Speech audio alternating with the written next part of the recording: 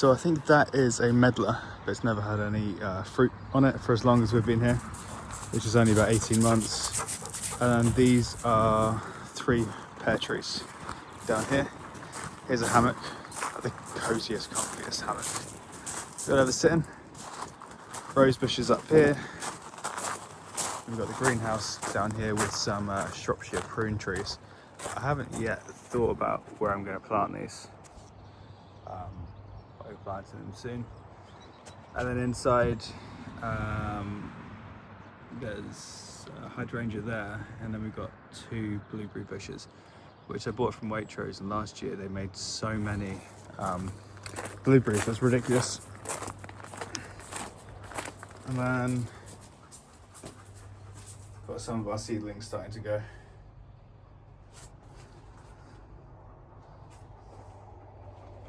I'd love to get a bigger greenhouse at some point. That's definitely on my list of things to do. This one's alright, it kind of works, but it's just, as you can see by the duct tape up here and there, it's not the sturdiest of ones. And I just like it a bit bigger, to be honest. When I say a bit bigger, I mean maybe 4 or 5 times as big.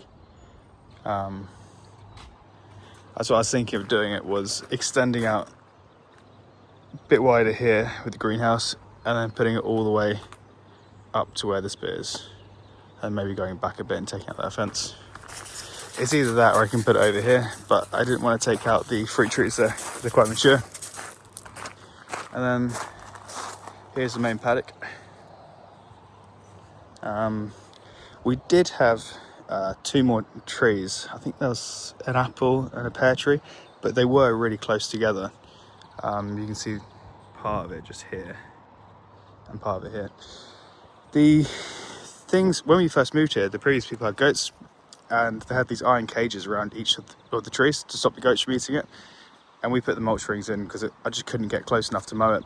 And basically the iron cages just had tons and tons of nettles and brambles and all sorts of stuff in there. So I took those off, but I didn't realize that when you take them off, the roots are really weak. So it wasn't even heavy wind, and it just completely blew over. But luckily we managed to salvage these 2 that blew over, and then the other ones, yeah, they just had problems too with them. So this is a rhubarb bed that we put in. Got a couple of new ones from where they've been split.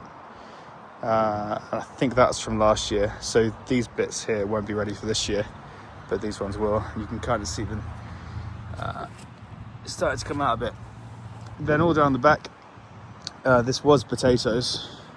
There's an irrigation pipe in there, hose pipe, like a drip feed one, but I don't really use it, to be honest. I want to get something a bit better on that. And these are all raspberry canes that have been trimmed all the way down, and they go right up to there, which is one of the apple trees. This one's empty at the moment. Last year we had corn, cucumber, courgettes, and some other stuff in it. I think these 2 are apple trees, and this one, I've only seen one tiny little fruit on it last year. I'm not really quite sure what it is. I think it's a green gage or some kind of plum. But it looked like that. It was green or yellow, but it just didn't get ripe enough. So hopefully this year we can figure out what it is. These runner beans last year were against the wall, but they're kind of hard to get access to. So we decided to put them in here for now, so we can get all the way around. And these are some strawberries that we planted all the way down here. This is one of the many fig trees. And then last year down here, the whole way, we had huge pumpkins that we used for Halloween decoration, and also giving to the chickens and composting and all that kind of stuff. I think again we'll probably do pumpkins again this year, and then Jess has planted some other stuff down here. Then in the middle we got a apple tree around the main bit. I thought it was a type of apple tree where it had different types of colour apples on it, but it turns out, as you can see, now we're taking the cage away, that there's just 2 different trees in there. And then that is another fig tree, and we've got huge, I think it must be 200-year-old horse chestnut, which looks amazing in May when all the blossoms coming out. And then we've got a really mature green gage tree here, See the horses at the back. And then pear tree. I have to fast forward this bit. But yeah, nice big paddock. I think the paddock's probably about just under an acre maybe. And then these two are pear trees. I just realised I need to take that off actually. Now the pear tree, an old Christmas tree. And then when we first moved in, we planted these hornbeam all the way down the end, as you can see. Which they've got a lot taller. They probably maybe doubled in size. You can see why. It's just to get a bit more privacy, and it was cheaper than putting in a big brick wall. And the other thing with the brick wall is I didn't want it to echo when the cars go past it. This is another one we put in. It's Katie's apple tree. Last year it had about 3 big red apples on it. And then up here we got a mature Asian pear tree, which is really nice. And then this one we got a Stella cherry tree. It's got a lot of buds on it. I mean, it's only just come into April, so hopefully they'll come out soon. And this last one is a Jubilee plum tree. These are all, they should be as tall as the Asian pear tree, so pretty high. So basically I wanted to have the hornbeam to block sound and have a bit more privacy from cars, and then have the big trees to block any lorries or tractors and stuff like that. Yeah, and there's obviously Jubilee plum tree. And this bit, we've just got a little swing down here. I'm going to put in like a 3-meter gate here, like a farm gate, just so I can get in like a quad bike or the ride-on mower, because at the moment I have to go all the way around and it's just fiddly and it's a lot of effort. And then I may as well show you from here. I put these wooden compost bins in because I was getting so much excess compost and garden waste that even 4 bins wasn't enough. But the whole thing was just hugely overgrown with weeds on the floor, and there was just no passing to it. So what I do is I use a shredder, shred them all up, and then just chuck them straight into there. And that's I use as like a first stage composting. I'll do a video on composting, but that's like first stage compost. There's 2 bins there, left one and the right one, and then I'll put them into the hot bins afterwards. And then here are some logs that I cut up the other day from some dead trees we took down, a bit like that one I guess, but they were here. That's why I was trying to make some space for this bit coming in. That's Rudolph, a German short-haired pointer. Silly boy, silly boy, silly boy.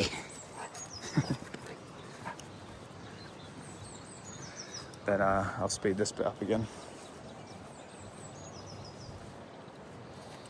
Last year we had these black buckets. I think we had 5 of them, and we grew potatoes for the first time on those, and they did pretty well. So I got some more this year. Then over here we got a nice big cozy hammock, outside eating area, with a really big umbrella that comes down, and a hot tub. I want to get like a really nice eating area here. Obviously I've got like tables and stuff, and another big one there and one over there. But I want to get like a nice bread oven or one of those green eggs, and like a pizza oven, something like that, where I can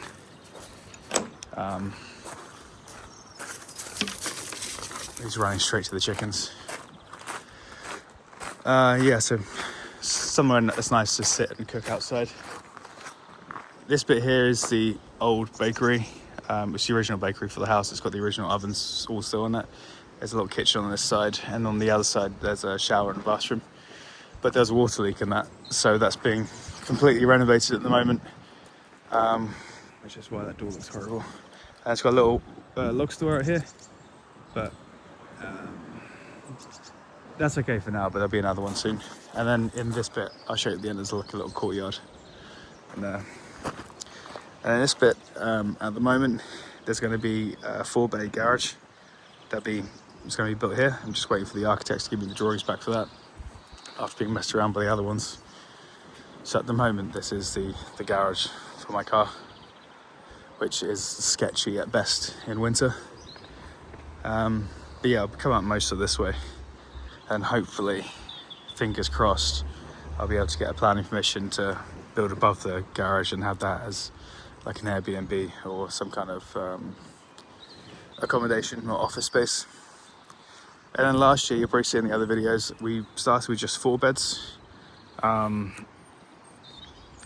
It's enough, but we decided to really challenge ourselves and put another 4 beds in, which these went in maybe a month or 2 ago.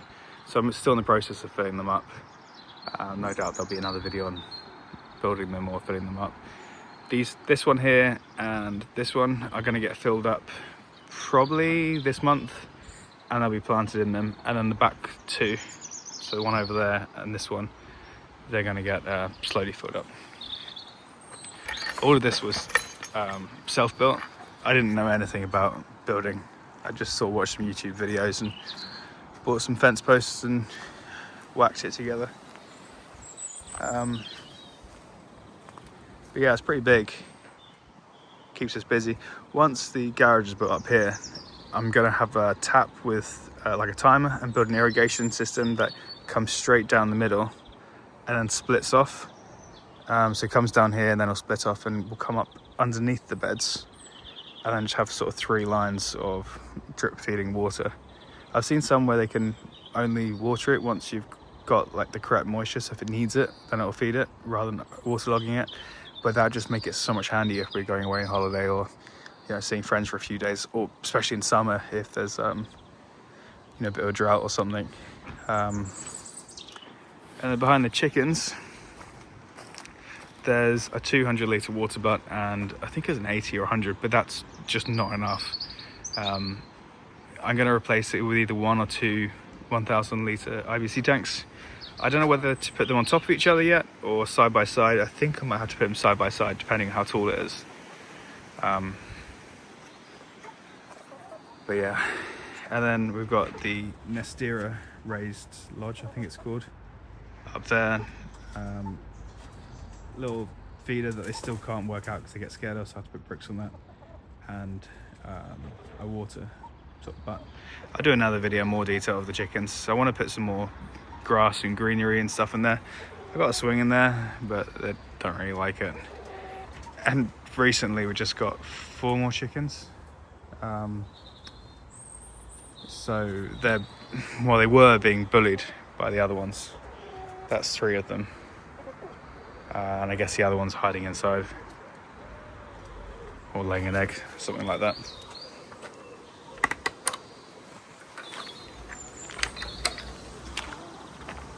And then there's some, I think it's holly wood that I had from a tree that fell down in the woods. These are 2 hot bins that I used for my composting. Basically, again, I'll do a video on this in more detail, but you remove these bottom bits and then you just take the compost straight out. These I use for spare cardboard or some extra grass clippings or chicken manure if I haven't got enough space. Or what I'll do in winter, if I've already put my compost out, I'll just keep these as like spare compost bins, or I'll use them to manually carry around to the other side. And yeah, they're pretty hot at the moment. And that's just a bit of woodland with a well in there somewhere. So this is the spare sand. That's what I use for the chicken bedding. It's just sharp sand from like a Timbers Builders Merchants, Travis Perkins one. And that goes down there. Then basically I just use a poop scoop to clear them all out, chuck them into a bucket, and then they go straight into that. I need to get a log splitter to cut those a bit smaller. Oh, and this. The dog's so annoying. I thought I couldn't get it any closer because where the brick wall comes out, but as you can see, he just runs straight through it, which is what happened over there. So I need to build like a little extension to block him out. And then yeah, these basically just come down from the roof. That's a non-Juline roofing system. I didn't want to go shed felt. This one had I think it was a 40 or a 50 year warranty on it. So I just wanted something that I knew was going to last. And then straight onto gutters, and then gutters straight down.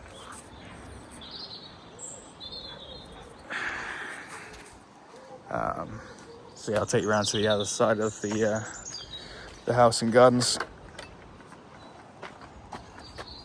You're gonna have to say goodbye to him now, Roo. Wait, no, come on, out you come. Oh. Rudolph, hey, Rudolph, come. Whose idea was it to get chickens with a bird dog? It's ridiculous. Especially an untrained one. Come on, Rudolph, out you come. Out. It's a lot easier when he's got his collar on too to get him. Out. Rudolph, Rudolph, out, out. Come on, out you come. No. Good boy. Eventually. So yeah, at the moment, I'm just filling up probably a couple more. Those hot bins are probably going to be ready in the next week or so. And then I'm going to put another batch in and fill up these front two ones and then top them off with some compost. And I'll probably have to buy some more at some point.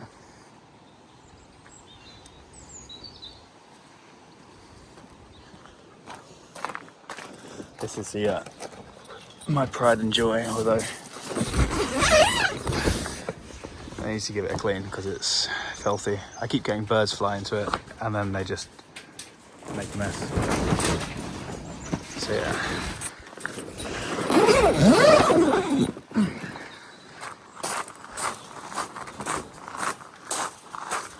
And you can't really see it at the moment because they're not ready, but on this veranda they have really nice big pink roses on all of them.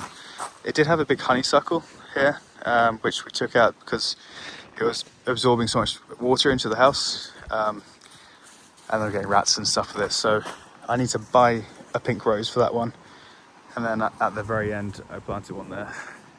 And this is like the little rose garden bit with the old stable building.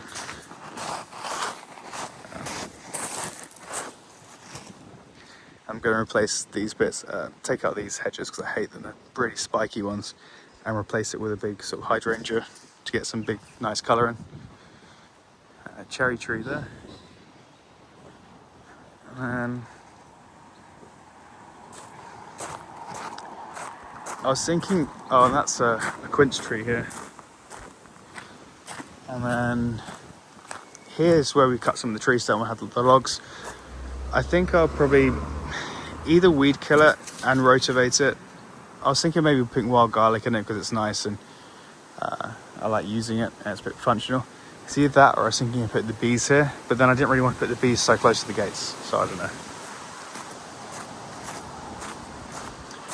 And this side of the house, this was always exposed from like the 80s up there, and where it's the tighter bit, that shows that it was thatched originally from the roof lining. The render was really bad when we moved in, so we stripped that off because it's kind of falling apart anyway.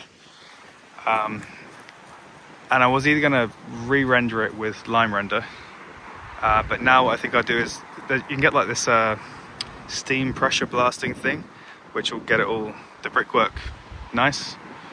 And then after that, repoint it with lime pointing. I think that should be better for the house. I need to redo the fascia boards up there and replace one of the windows at the top right because that's rotten.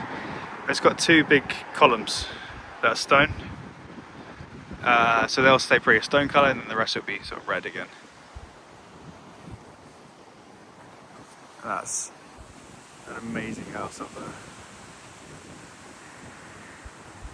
Good zoom in this camera. And this is going back around to the compost area and around to the back of the shed. They're the logs where I need to split. They're still pretty big. Might be too big to axe, I'm not sure. So I'll either axe those or ideally get one of those electric or petrol log splitters and split that up. And then this all had ivy everywhere when we moved in. So it's a nice big space at the moment. I was thinking of here, getting all this ivy out with a rotavator and weed killing it a bit more and then fencing it off a bit like in the vegetable plot and putting some bees here starting off with one hive, maybe the flow hives. It's either that or a Langstroth one. So yeah, starting with one and selling the honey, but also using honey in our own kind of stuff. And then I was wondering of putting either goats or pigs here. So I was going to put like maybe a pig house or a goat house here, and then having them here. The only problem is this is where I put my bins to the road, so I'd have to keep walking through them all the time, which might be difficult. But yeah, that's pretty much wrapped up the garden tour. So yeah, let me know if down below if you're still watching, if there's anything you'd do differently, or if there's anything you'd add, any different types of animals or livestock. I wouldn't want to put any livestock out here just because it's a nice big usable garden space. But yeah, I think we'll definitely add some more fruit trees. I think at the moment, I think off the top of my head, there's about 10 or 12 apple trees, 4 or 6 pear trees, 3 cherry trees, 4 green gages, 2 plum trees, Asian pear trees. They're all different varieties too. So I'm pretty well covered on the fruit side of things. I'm pretty well covered on the vegetable side of things because we've got 11 beds now, and that's excluding the ones that run across, the back wall. So yeah, I don't know. I think goats are next, or bees. But I think you're meant to put bees in the spring, so I'll probably have to look at building that over winter, and then doing some studying and some researching, then getting them next spring. But yeah, maybe some goats. And the only bit I probably missed out was the courtyard, so I just had this on at the end. Not really too much to see in here. Again, originally had a big old, I think, honeysuckle up here. But as you can see here, we were getting rats climbing up it and nesting in it, and then getting into the house. So I've taken that out, and also we realised it's really not good to have plants or anything climbing up old houses because it just penetrates them with damp. So we've taken that out, and I need to get that fixed soon. And it's just, that's the old water pump, which is kind of cool.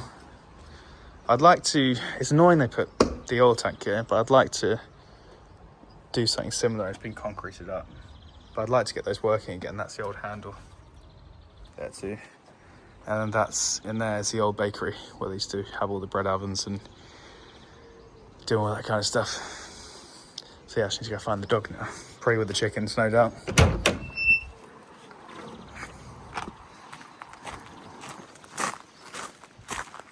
What a surprise. What a surprise.